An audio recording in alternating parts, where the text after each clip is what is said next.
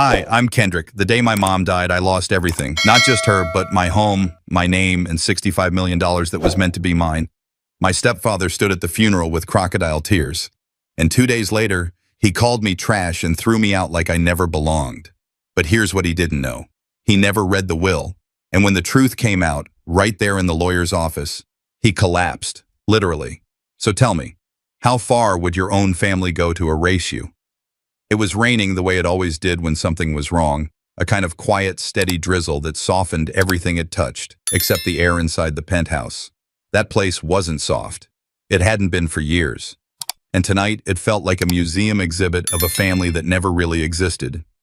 Just velvet silence, dim lights, and the weight of people pretending they were mourning more than just social obligation.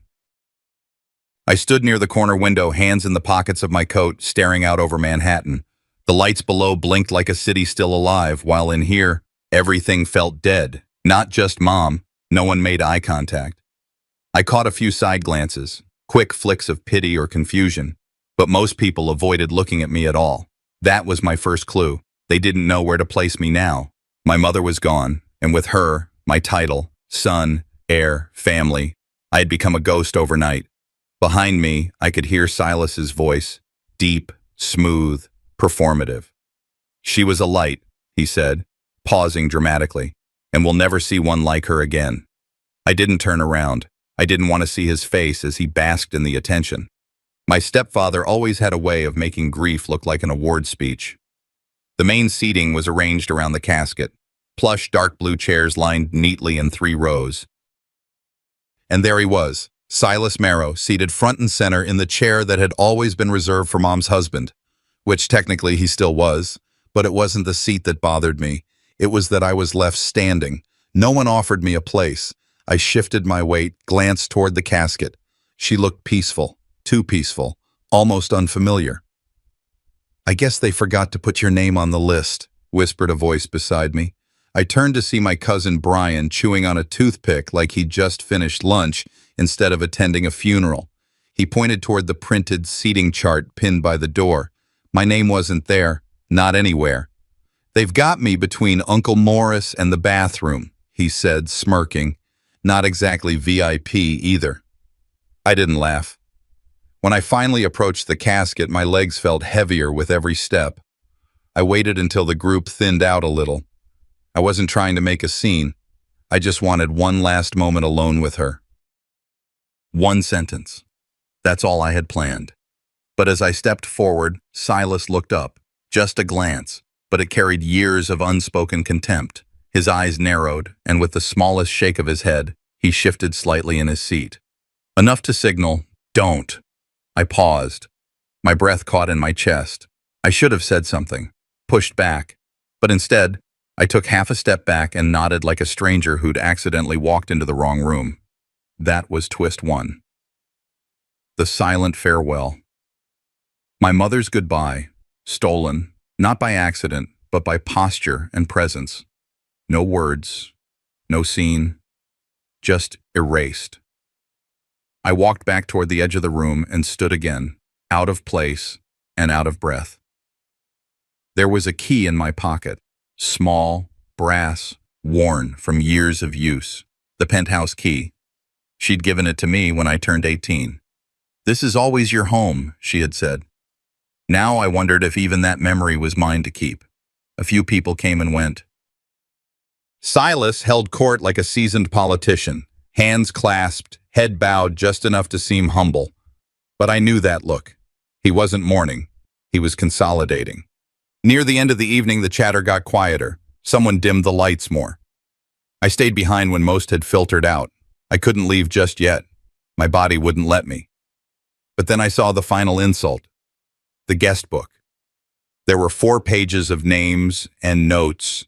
Notes for Silas, notes for the husband, barely a mention of her kids. And next to the printed family tree on the memorial display, my name was simply missing.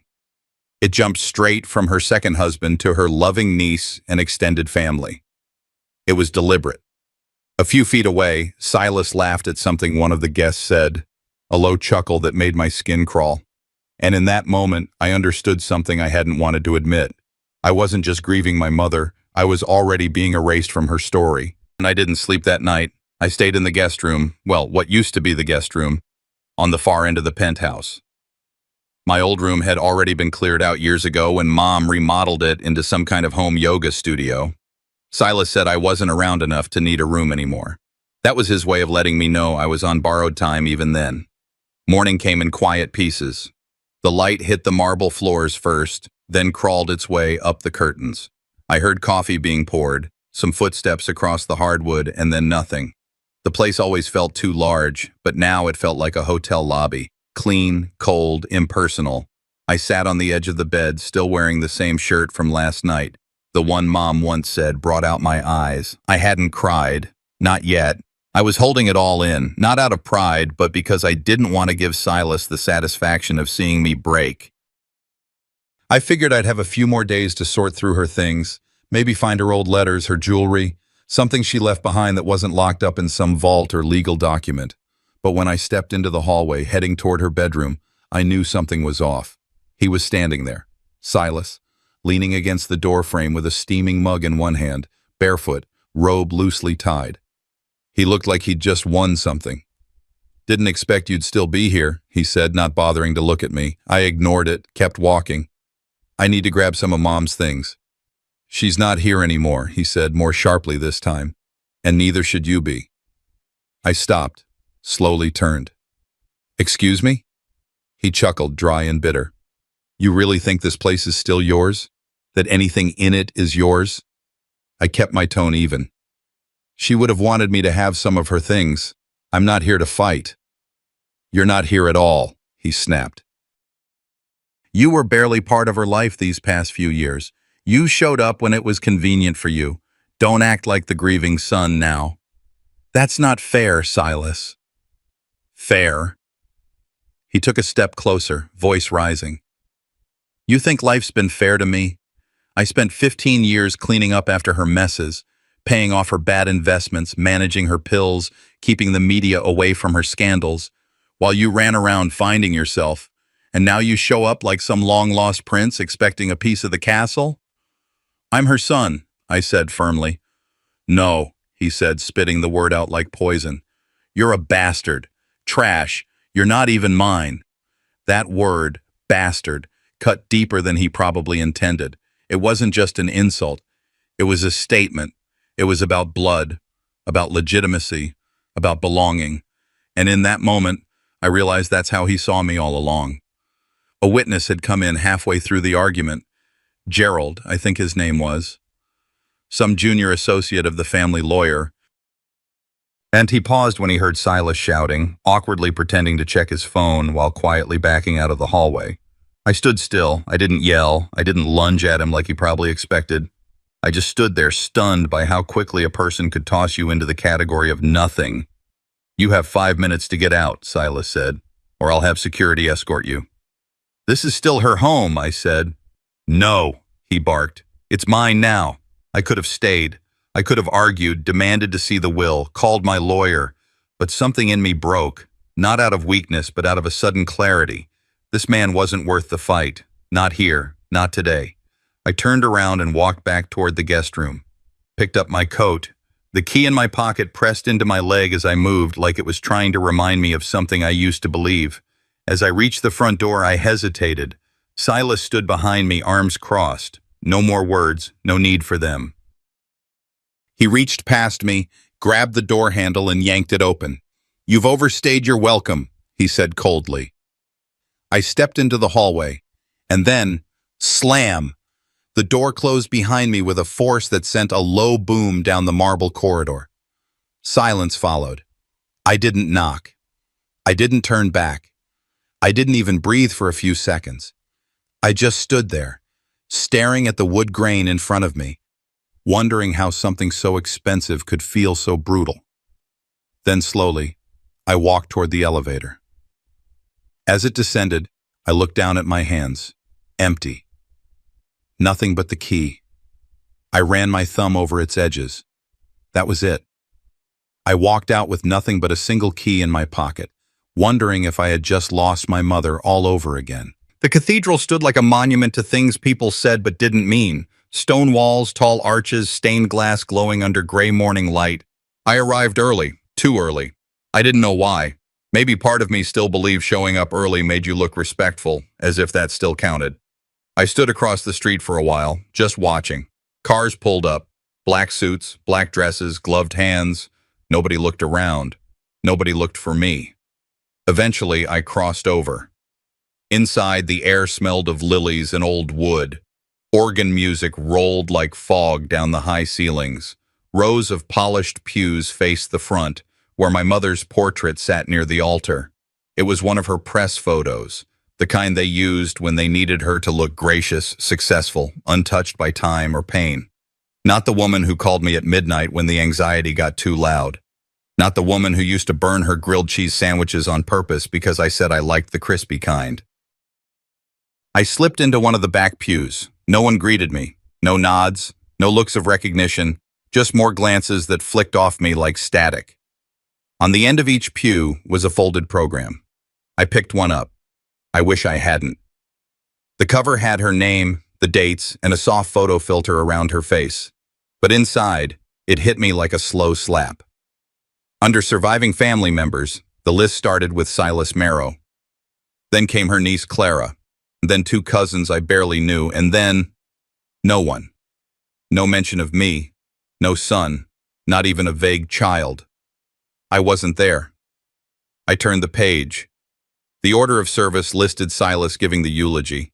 I blinked at it for a long time, half hoping the ink would rearrange itself. Then I heard his voice. "I stand before you not only as her husband," he began, "but as the man who knew her heart." I didn't even need to look up. I could picture it. His hand on the podium, that subtle jaw flex, the fake pause before the word legacy. "She was generous," he said, "brilliant, fierce, and she left behind a legacy that I, will protect." Not we, Silas, you. Always just you. He told stories, ones I'd never heard, ones that didn't include me. It was like watching someone paint over a mural you helped build. Layer by layer, my mother's life was retold in a version where I didn't exist. A couple sitting one pew ahead whispered. I caught only fragments. Didn't she have a son? I thought so. Maybe from her first marriage. No, I think he passed away years ago. I gripped the program, hard. My knuckles whitened, and the paper started to crumple in my hands. I thought about standing up, saying something. I'm here. I'm right here. But what would it change? The people up front weren't looking for truth. They were here for closure, not conflict. My jaw tightened. I couldn't feel my legs. The priest stood next. A gentle voice, well-rehearsed prayers, holy water. I didn't hear any of it. I was too busy remembering her real voice, the sound of her laugh in the kitchen, the way she used to yell, "I love you" from across the driveway, like it was the most normal thing in the world. And now I was nobody. By the time the service was halfway through, I had made my decision. I slid the crumpled program under the pew and stood. Quietly. Carefully. No noise. I didn't want to give them the satisfaction of a scene. As I walked past the side aisle, I caught a glimpse of Silas. He didn't even flinch. He didn't look over. Maybe he hadn't seen me at all. Or maybe he had. And this was his way of making sure no one else did. I stepped out into the daylight. It had started to drizzle again. As I walked out of the cathedral, it felt like my mother had been buried twice, once in the ground and once in the pages where my name should have been. The rain had let up, but the clouds stayed low like they were waiting to start again. I kept walking after leaving the cathedral, unsure of where I was going. Midtown buzzed with people, umbrellas opening, taxis honking, dogs tugging their owners along. Nobody knew my world had just cracked apart. Or maybe they did and didn't care. I passed the flower shop my mother used to love. She'd buy peonies in spring, hydrangeas in fall. I paused at the window, stared at the rows of color behind the glass, then kept moving. About 10 blocks south, I spotted a corner diner I hadn't been to in years, steel siding, neon sign half flickering. I stepped in, the bell above the door giving a tired ring. Inside, everything was the same. Cracked leather booths, scent of bacon grease, a waitress behind the counter counting quarters with chipped red polish. The kind of place that didn't change even when your whole life did. I slid into a booth near the back and ordered coffee, black.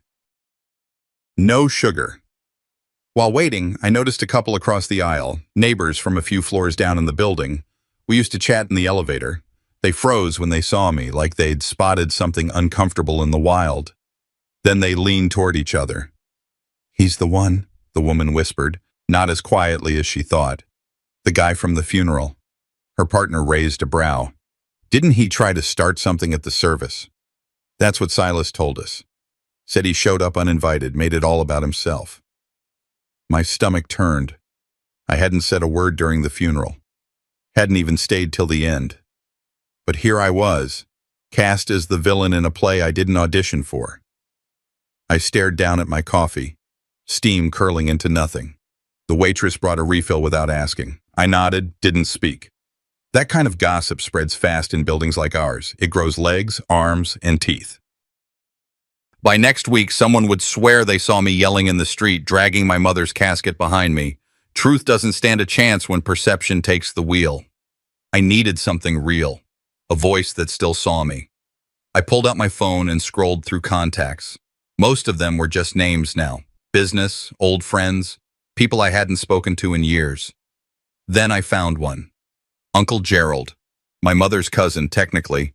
Grew up with her in Boston. He had money, status, and a habit of weighing in when things got messy. I hit call, 2 rings, then a click. "Kendrick," he said, curt but not cold. "Didn't expect to hear from you." "Uncle Gerald, I just needed to hear a familiar voice." Silence. I tried again. "You heard what happened." "I did." Another pause. I could hear papers shuffling in the background. "I don't know what Silas told you, but it's not—" I stopped, took a breath. "I'm not trying to make a scene. I need someone who knew her." "Who knew me?" He sighed. "Son, listen, you're not the first one to be hurt after a death, but Silas was her husband. He's the executor now. Maybe it's best to let him lead. Pushing back only stirs things that don't need stirring." "You think I'm lying?" "I think you're grieving," he said flatly, "and grief clouds good sense." There it was. The same tone I'd heard my whole life when someone didn't want to pick a side. They'd rather keep Sunday brunch invitations than deal with inconvenient truths. He ended with, "You take care of yourself," and hung up. I sat there for a long time, phone still in my hand, screen dimmed. The diner noise faded behind me, clinks, coughs, tired laughter. I felt like wallpaper. Nobody had my back. Not the neighbors, not the family, not even the people who had once rocked me to sleep as a child. All of them had chosen the man with the penthouse and the inheritance, the one who rewrote history with every breath. I looked out the window. Across the street, a mother lifted her kid out of a stroller and kissed the top of his head. That tiny moment hit harder than I expected. Was I supposed to just accept this, let myself vanish from the narrative? I thought about my mother, the real one. Not the frozen portrait at the altar or the edited version in Silas's speech. The woman who once told me, "The minute you let people tell your story for you, you stop owning it." She was right, and maybe that was the only thing left I could hold on to. I finished my coffee. No more bitterness in the cup, just grit at the bottom. The world had already chosen his side, but I hadn't yet chosen mine. I didn't go home right after leaving the diner that day. I walked around the block 3 times, each lap slower than the last. When I finally stepped into my tiny Brooklyn apartment, it was as if the air had been waiting. Stale, heavy, familiar in the worst way. The walls were thin. I could hear a baby crying upstairs and someone arguing about a parking ticket in the hallway. My mother's world had been polished wood floors, chandeliers, imported rugs. Mine was laminate tile and a secondhand couch that sagged in the middle. But at least it was mine. I dropped my coat on the hook by the door and turned toward the small shelf in the corner, where I'd tucked away the only box that mattered, the one I'd carried out of the penthouse weeks ago without permission, just before Silas had me thrown out. I had found it buried in the hallway closet behind old winter coats. I wasn't sure if he even knew it existed. I brought the box to the table, sat down, and slowly lifted the lid. The scent hit me first, that soft, powdery mix of lavender and dust. It smelled like her. Inside were fragments of her world, a half-used perfume bottle, a brooch shaped like a tulip, a bundle of letters tied with faded ribbon, and at the very bottom, wrapped in a scarf she used to wear on cold mornings, was a photo album I hadn't seen since high school. The cover was worn, leather cracked at the edges. I flipped it open. There we were, she and I on the beach at Montauk, both grinning like we'd won the lottery. Another photo. Me at 10 holding a science trophy, her clapping in the background, mouth wide with pride. No Silas, not in a single frame. I turned the pages slowly, letting the silence soak into me. It didn't feel like flipping through old photos. It felt like reading a forgotten language I used to speak fluently. Then, nestled between two thick pages, I spotted an envelope. My name was written on the front in her handwriting, not printed, not typed. Handwritten, looping, familiar, mine. I didn't open it right away. I ran my fingers along the creases first, tracing each curve of my name. Then I broke the seal. It wasn't long, just a page and a half, written in blue ink. My Kendrick, if you're reading this, something must have happened. I hope it's years from now. I hope I'm old and stubborn and still yelling at morning talk shows, but if not, then I need you to remember something. This home will always be yours, no matter what anyone says, no matter who stands at the door with papers or claims. The walls may change, the floors may echo differently, but your mother's love built that space. And you are part of that foundation. Hold on to the key. Love always, Mom. By the time I finished, I wasn't crying. Not exactly. It was something quieter. A release behind my eyes, like a dam cracked just enough to remind you the river was still there. I reached into my pocket and pulled out the penthouse key. It had been with me every day. Cold metal, slightly bent on one edge. I hadn't known why I kept it, only that I couldn't let it go. Now I knew. It wasn't just a key to a door, it was a key to a promise. The next morning, I called the lawyer's office, the one handling the estate. I'd like to review my mother's will, I said, trying to keep my voice steady. The receptionist paused. Are you a named beneficiary? I'm her son. Another pause. Then she told me to come in that afternoon. The building was downtown near the courthouse. A narrow office suite on the 14th floor, wood paneling, quiet hallways, and the faint smell of coffee and toner. A junior associate greeted me. Couldn't have been older than 30. Nervous energy, probably new on the job. He led me to a small conference room while flipping through a thick stack of files. I wasn't sure we'd see you, he said, eyes still scanning pages. I stayed quiet. As he pulled a folder from the stack, he muttered under his breath, "Did he even read all of this?" My ears perked up. "What did you say?" He looked up, startled. "Oh, nothing. Just..." Mr. Marrow seemed in a rush during the initial reading. Skipped a few pages, I think. There's some language in here that... He caught himself, then offered a nervous smile. "I'm sure it'll all be clarified soon." I didn't press him. I didn't want to spook him. But something shifted in me. A thread pulled tight. I was no longer a ghost standing outside the window. I had a place, even if I had to fight for it. Back at home, I opened the letter again. Reread the last line. Hold on to the key. For the first time, I wasn't holding on to the key. The key was holding on to me. And the sky was a dull slate when I stepped off the subway at Lexington Avenue. Rain hadn't started yet, but the clouds hung low, warning. I didn't bring an umbrella. Didn't care if I got soaked. My fingers curled around the key in my jacket pocket, the metal pressing into my palm with a familiar weight. I wasn't planning to stay long, just in and out. I needed to see the room. Her room. One last time. The doorman was new. Someone Silas probably hired after the funeral. He didn't recognize me, which worked in my favor. I slipped in behind an elderly couple carrying groceries and rode the elevator alone, floor 35 lighting up like a final warning. As I stepped out, the hallway looked almost untouched. Same vase near the entrance, same faint scent of eucalyptus from the old air vents. I stood in front of the penthouse door for a few seconds, breathing slowly. The key slid in easily. That part hadn't changed, but everything inside had. Silence used to greet me when I entered. Soft, familiar silence that smelled of tea and old paperbacks. Today there were voices, movement, and something worse, laughter. Cold, sharp, unmistakably his. I closed the door behind me gently and walked forward, sticking close to the walls. I could hear footsteps coming from the far hallway, my mother's hallway. I crept forward, heart pounding. As I turned the corner, I froze. The memory room, the sunroom she'd transformed into a sanctuary of her life, was being gutted. A crew of 3 men were ripping through it like it meant nothing. Photo albums were dumped into black trash bags. Framed pictures of her parents, our old house in Ohio, my first piano recital, all tossed like garbage. One of them fed a pile of letters into a steel trash bin and lit a match. I stepped back, breath caught in my throat, and there, standing in the middle of the chaos, was Silas. No tie, sleeves rolled up, one hand in his pocket, the other holding a glass of scotch, 10 in the morning. He watched the flames rise without blinking, like it was a fireplace and not the last of her written words. "This room's always been a waste of space," he muttered to one of the workers. "She hoarded memories like trophies." A small velvet box tumbled out of a drawer. One of the workers opened it. My mother's locket, the one with her initials engraved inside. "Trash it," Silas barked. "We don't need relics."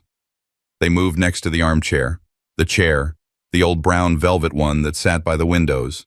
She read in it, cried in it, held me in it when I broke my arm at 8.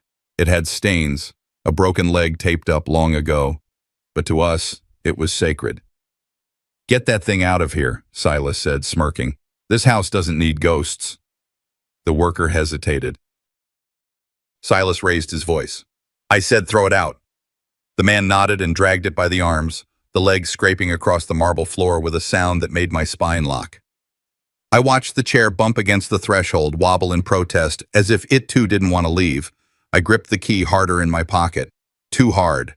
I felt the edge cut into my skin, a thin, hot sting. But I didn't pull away. I let it bleed. I wasn't supposed to be there. I knew that. But something inside me didn't care anymore. Silas turned toward the hallway, maybe to grab another drink.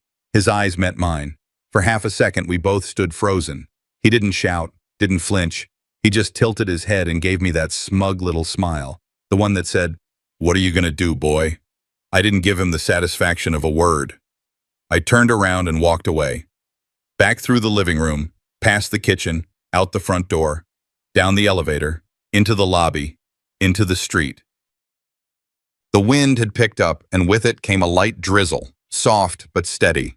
I didn't wipe the blood off my palm until I was halfway down the block. I kept walking, not really knowing where I was headed, my breath shallow, my thoughts a blur. But deep beneath the numbness, something had shifted, something final. I'd been trying to hold on to what little I had left, a box, a letter, a key. But this man, he wasn't content to erase me from her life. He wanted to erase her too, her memories, her meaning, her legacy. And maybe that's when I finally understood. This wasn't grief anymore. This was war. The rain had stopped by early evening, but the city streets still shimmered under the streetlights. I stood on the sidewalk outside the Midtown Hotel where Silas's charity gala was already in full swing. Limousines lined the curb. Women in gowns stepped out with studied elegance. Men adjusted cufflinks and collars like preparing for war, though they'd never call it that. I told myself I wouldn't come. But as I stared at the rotating glass doors, I knew this wasn't about showing up for him. This was about seeing it with my own eyes, understanding what I was truly up against. Inside, the ballroom looked like something out of a political campaign. Gold accents, deep velvet drapes, champagne towers, and cameras everywhere. People weren't just drinking. They were watching, performing. A performance I was no longer cast in. I moved along the edge of the crowd, staying near the shadows.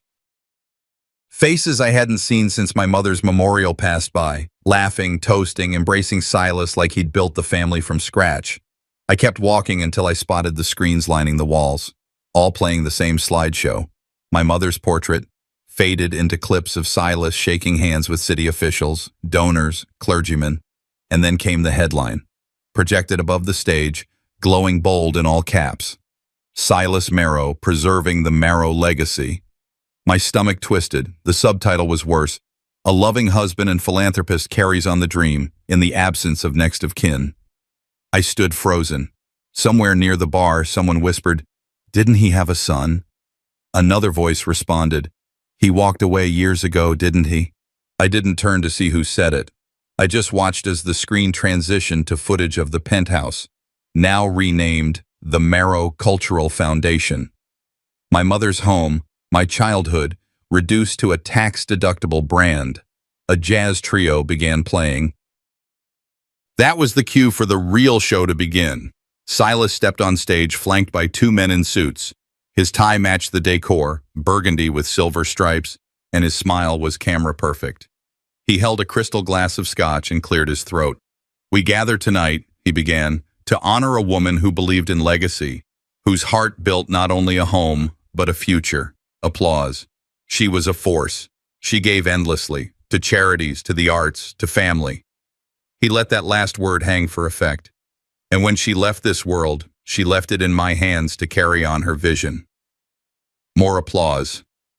I stood there, fists clenched at my sides. Not a single mention of me, not a flicker of acknowledgement. The audience, bathed in wine and illusion, clapped like they'd known her, like they believed every word. A reporter near the stage raised her voice politely. "Mr. Marrow, will your stepson be involved in the foundation?" Silas chuckled, actually chuckled, and tilted the mic toward his mouth. Let's just say, he was never really part of the picture. Laughter. That one line burned hotter than anything he'd ever thrown at me. I should have shouted, should have corrected him, but instead I stepped back, took a long look at the room, and started counting. I counted every guest who smiled at him, every journalist who scribbled down his lies, every familiar face who clapped without hesitation. Then I pulled out my phone and took pictures of the screen, of the press badges, of the signature cocktail menus titled "Legacy in a Glass." I listened carefully to the people around me, recorded fragments of their conversations. Silas didn't realize it yet, but this wasn't just a party. It was evidence. I left before dessert. No one noticed me slip out. Outside, the wind had picked up again. I turned my collar up and walked toward the subway, footsteps light despite the weight inside me. Something had shifted tonight. Not in the crowd, not in Silas, in me. He wanted the world to forget I existed. He wanted to bury me in silence, but I had no intention of staying buried. The elevator chimed softly as it reached the 35th floor of the law firm overlooking Bryant Park. I stepped out and walked toward the reception with slow, steady breaths. My fingers curled around the small brass key in my coat pocket. The same key that had once unlocked a childhood, a mother's laughter, and now, something else. The assistant at the desk gave a polite nod and gestured me toward the glass-paneled conference room. Through the frosted lines, I saw him. Silas, already seated at the long mahogany table, legs crossed, thumb scrolling his phone like this was just another Wednesday. I walked in. He didn't look up. The senior partner, Mr. Aldrin, entered a few moments later with two legal associates trailing behind him. One of them carried a slim black case. Another laid a notepad and a small recorder at the head of the table. "Thank you both for coming," Aldrin said, his tone neutral, professional. "We're here to clarify the matter of Jeanine Marrow's estate and to read the contents of her final testament, the version held in secure storage since her passing." Silas finally glanced at me, smiling like a man who had already counted the chips and stacked the pot. He leaned back. "There's really no need for dramatics. I brought the revised documents with me, signed and notarized. Jeanine left everything in my name, the penthouse, the investments, even the trust." He dropped a folder on the table like a poker hand. "Page 1 details the division. You'll find it legally binding." Aldrin didn't blink. "We'll examine that in due time, but first," he nodded toward the younger associate, who stepped forward and placed the black case on the table. With deliberate care, he opened it and removed a thick white envelope sealed with wax, edges crisp. "This," Aldrin said, "is the last will and testament of Jeanine Marrow. Signed, witnessed, and filed with our office under her personal directive 2 years ago. No amendments or codicils have been received since." Silas shifted in his chair. "That's not possible. She made changes before she passed. I was there." "She may have told you she would," Aldrin replied evenly, "but unless those changes were submitted legally, her last filed instruction stands." Silas's smirk began to tighten at the edges. Aldrin slid a silver letter opener through the wax and unfolded the document. Silence filled the room, thick as syrup. My eyes never left Silas. I wanted to see the exact moment he realized he was no longer in control. As per this document, Aldrin began, Ms. Marrow leaves the bulk of her estate, including the primary residence, real estate holdings, and private assets, to her son, Kendrick Laron. Silas sat up straighter. Aldrin continued, a smaller percentage is to be allocated to Mr. Silas Marrow, with a clause limiting access to certain accounts pending review by the oversight trustee. The penthouse is granted entirely to Mr. Laren, with explicit instruction it not be sold for 5 years. Miss Marrow's personal effects are also left in full to her son. A strangled sound left Silas's throat. This isn't the version she meant to use. I watched her sign the other one. I have it, right here. He fumbled to open his folder, pulling out papers, sliding them across the table. The pages fluttered like wounded birds. Aldrin raised a hand. If Mrs. Marrow signed another will, it was not registered with our office. The version in your possession lacks official filing and validation, which means by law, it holds no power. You don't understand, she changed her mind. No, Mr. Marrow, Aldrin said firmly. What you don't understand is how the law works. I didn't speak, I didn't gloat, I just sat there. The anger in me wasn't hot anymore. It was cold now, steady, controlled. I didn't need to throw words like knives. The paper had already done that. Silas's face had gone pale. His jaw worked like he was chewing air. And for once, the room wasn't orbiting around him. His empire of charm, of manipulation, had fractured, and he knew it. I slipped a hand into my pocket and felt the brass key. It wasn't a symbol anymore. It was mine, rightfully, legally, finally. Aldrin closed the folder.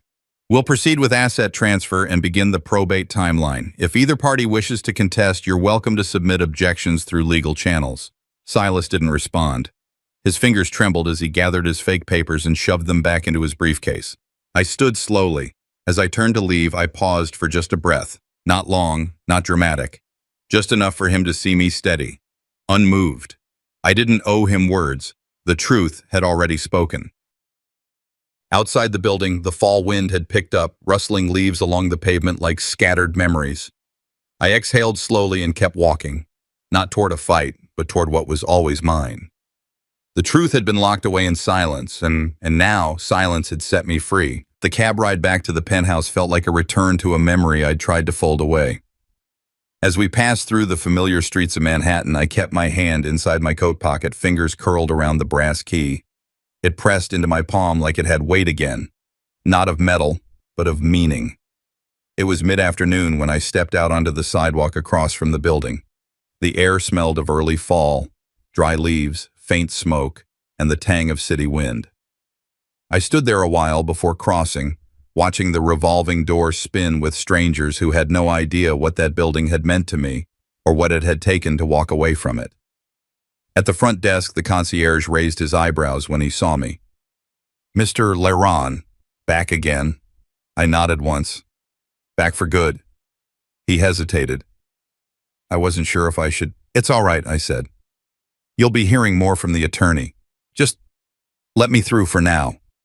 He pressed a button under the counter. The elevator opened silently behind me. The ride up was slow, or maybe it only felt that way because of what waited at the top. When the doors slid open, I stepped into silence, the kind that clings to your skin. The place looked smaller, not physically but spiritually. There was no warmth, no breath of her presence, just sterile air and hollowed-out space. I moved room to room slowly, almost cautiously, like a man afraid of ghosts. Not because they're real, but because they remind you who isn't. The living room had been rearranged. Her favorite chair, the one with the worn arms and coffee-stained cushion, was gone, replaced with something sleek, impersonal. I walked into her study and stopped short. The shelves were bare. Silas hadn't just moved furniture, he'd erased her. I went into the memory room, or what used to be. The walls, once filled with photographs and paintings, were stark. A single frame lay on the floor, glass shattered, photo missing.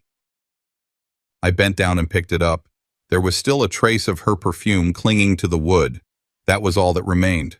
The closet held boxes, sealed and unlabeled. I opened one. Inside were her scarves, folded haphazardly. Another held a single journal.